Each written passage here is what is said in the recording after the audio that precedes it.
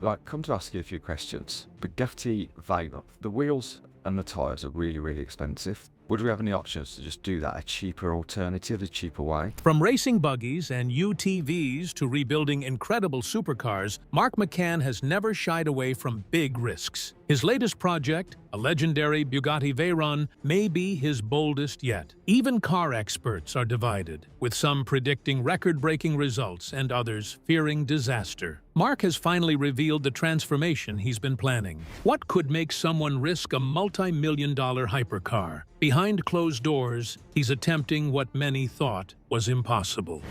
The 900,000-pound gamble.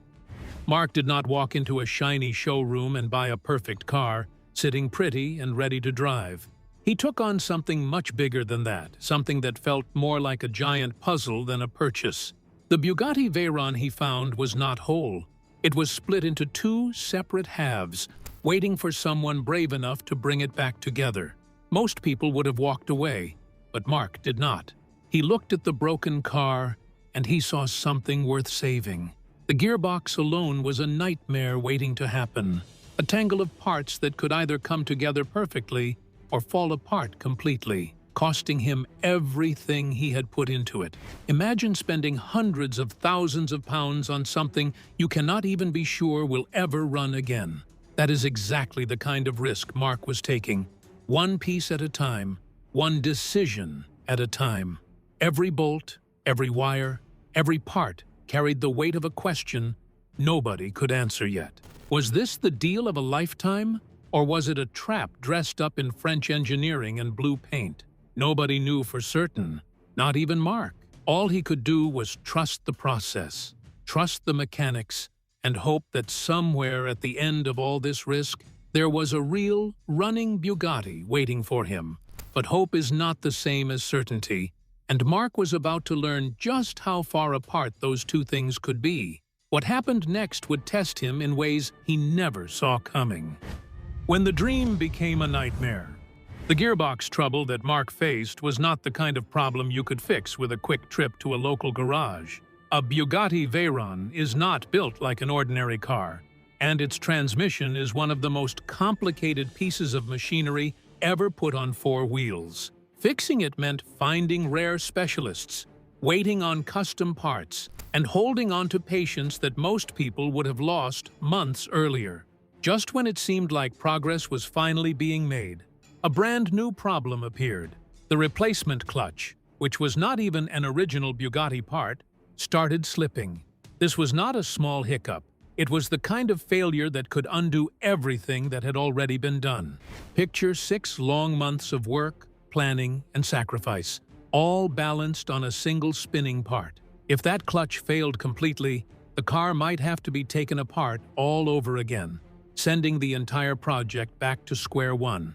For Mark, this moment was heavier than any of the ones before it. The excitement he once felt about owning a Bugatti had quietly turned into worry, and that worry grew louder with every passing week. He had already given so much time, so much money, and so much belief to this car, and now it felt like it might all be for nothing. There were nights when the dream of driving a Veyron must have felt very far away, almost like a fantasy slipping through his fingers. The car sat there, so close to being finished, yet so far from being trustworthy.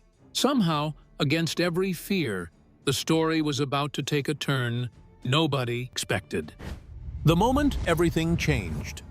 After all those months of worry, something incredible finally happened. The Bugatti Veyron began driving properly again, smooth, strong, and alive, in a way it had not been for a very long time. The clutch that once threatened to destroy everything Mark had built finally held steady, and the fear that had followed him for so long slowly started to fade away. For the first time in a long while, Mark could actually sit behind the wheel and feel the car respond the way it was always meant to. This was the moment he had been waiting for through every setback, every sleepless night, and every scary phone call about parts and problems. He later admitted that there were times when he truly believed this car might break him completely, both financially and emotionally. But when the Veyron finally worked, that relief was bigger and brighter than any of the fear that came before it. It was like carrying a heavy bag up a steep hill and, finally, reaching the top. The car had gone from a pile of expensive broken pieces, sitting quietly and doing nothing, to a real, breathing machine once again. It was no longer a question of parts and repairs. It was now a living, moving Bugatti, ready to be enjoyed. And that brought a brand new kind of challenge, one that Mark had not truly faced before. This was not a mechanical puzzle anymore, it was a personal one. Mark was no longer trying to save the car. He was about to decide what it would become. The Veyron that nobody can ignore. Mark has owned some incredible cars over the years, including fast Lamborghinis and sleek McLarens, cars that turn heads wherever they go. But according to him, the Bugatti Veyron feels completely different from anything else he has ever driven. It is not just another supercar sitting in his garage, it is something closer to a legend on wheels. When people see the Veyron, they do not need to ask what it is. They simply know. That shape, that name, that reputation, all of it is instantly recognizable, even to people who know almost nothing about cars. It is one of those rare machines that seems to live outside the normal world of fast cars, sitting in a category all its own. Even young children, around 12 or 13 years old, reportedly stop walking completely when they see it pass by. Their eyes widen, their mouths drop open, and for a moment, everything else around them seems to disappear. That kind of reaction is not something money can buy easily, and it is not something every supercar can create. This becomes one of the most powerful emotional parts of Mark's entire story. He is not simply enjoying the Veyron because of its price tag or because of how fast it can go. He is enjoying something much deeper than that, the pure reaction it creates in every single person who sees it. The Veyron has become more than a car in Mark's life. It has become an experience shared with strangers on the street. Every glance, every gasp, every moment of pure disbelief adds another layer to why this car matters so much to him. That reaction alone would be enough for most owners. But for Mark, there was still so much more waiting to be discovered. The $900,000 price tag wasn't the whole story. Just when it seemed like the story of Mark's Bugatti Veyron was only about mechanics and emotions, another surprising detail came to light. The car reportedly came with 3 separate sets of wheels, and these were not just ordinary spare parts sitting quietly in a box. Some of these wheels turned out to be incredibly valuable all on their own. One set of standard Grand Sport wheels had reportedly been sold before for around £27,000, a huge amount of money for something most people barely think about. Meanwhile, the Super Sport wheels currently fitted to Mark's own car are estimated to be worth around £60,000 for the full set. This changes the entire way people should think about that original £900,000 price tag. Mark did not simply buy a broken supercar in need of repair. He actually gained an entire collection of rare and valuable Bugatti pieces along with it, hidden inside the deal from the very beginning. The wheels themselves have quietly become a story within the bigger story. Because they are so rare, finding a replacement set or even a single matching wheel could turn into an enormous and expensive challenge all on its own. Suddenly, the numbers behind this car start to feel even bigger than anyone first imagined. What looked like a simple restoration project has slowly revealed itself to be something closer to a treasure chest, filled with pieces that many collectors would love to own. And with a treasure like that sitting quietly in his garage, Mark was about to face a whole new set of decisions. Mark's first big decision: change the look. With the Bugatti Veyron finally running the way it should, Mark's attention slowly began shifting away from fear and worry and towards something much more exciting: its future appearance. After months of simply hoping the car would survive, he could finally start dreaming about what it might become. The very first big question on his mind involves color. Right now, the Veyron wears a stunning chrome finish, one that looks absolutely spectacular whenever light hits it just right. But, according to Mark, keeping that chrome looking perfect in the United Kingdom is an incredibly difficult task, thanks to the unpredictable weather and everyday environment. This creates the very first major decision hanging over the Veyron's future. Will Mark choose to protect and preserve that iconic chrome look that so many people already recognize, or will he take a bold step forward and give the car a completely new identity, one shaped entirely by his own personal taste? At this point in the story, the answer is still unclear, and that uncertainty creates real suspense for anyone following along. Mark has not fully committed to either path yet, leaving plenty of room for imagination and speculation. One thing, however, is becoming increasingly clear as the story continues. The same car that barely survived a long and difficult restoration may not stay exactly the same forever. Once it belongs completely to someone, changes often follow close behind, and the color of the car was only the very beginning of the choices Mark now had sitting in front of him. The wheels that could change everything. After thinking carefully about color, Mark's mind naturally drifted toward another big decision: the wheels sitting quietly underneath his Bugatti Veyron. These were not ordinary wheels that anyone could simply order online and replace whenever they felt like it. They were some of the rarest and most valuable pieces connected to the entire Veyron lineup. Right now, Mark is already driving around on extremely valuable wheels, ones tied closely to the legendary Veyron Supersport model. These wheels alone carry serious weight, both in price and in history, making them far more important than a simple styling choice most car owners never have to think about. As the conversation continues, the idea of changing these wheels comes up naturally, opening the door to a brand new possibility for the car's future. But this decision is far more complicated than simply picking out something new at a local shop. Because these wheels are so rare and so deeply tied to Bugatti's own history, changing them could carry consequences that reach far beyond simple appearance and style. This creates an interesting kind of tension running quietly through the story. On one side sits what Mark personally likes, his own taste, his own vision for how the car should look and feel. On the other side sits what actually makes sense, both financially and historically, for a car as special and as rare as this one.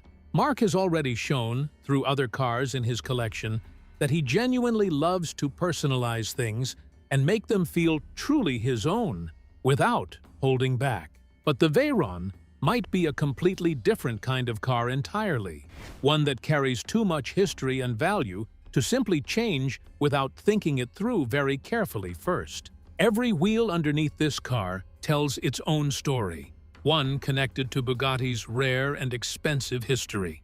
Changing even one piece could mean losing something that took decades to create, and something that money alone might never be able to replace again. The wheels beneath the car were no longer just wheels sitting quietly out of sight. They had slowly become a symbol of everything Mark now had to weigh carefully before making his next move. Comfort or sport? Beyond color and wheels, Mark also began thinking carefully about the inside of his Bugatti Veyron. Specifically, the seats he sits in every single time he drives. Right now, his car comes fitted with comfort seats, and surprisingly, he genuinely enjoys them more than people might expect. They make long drives feel relaxing, smooth, and easy, almost like sinking into a favorite chair, rather than gripping tightly for a high-speed thrill down the motorway.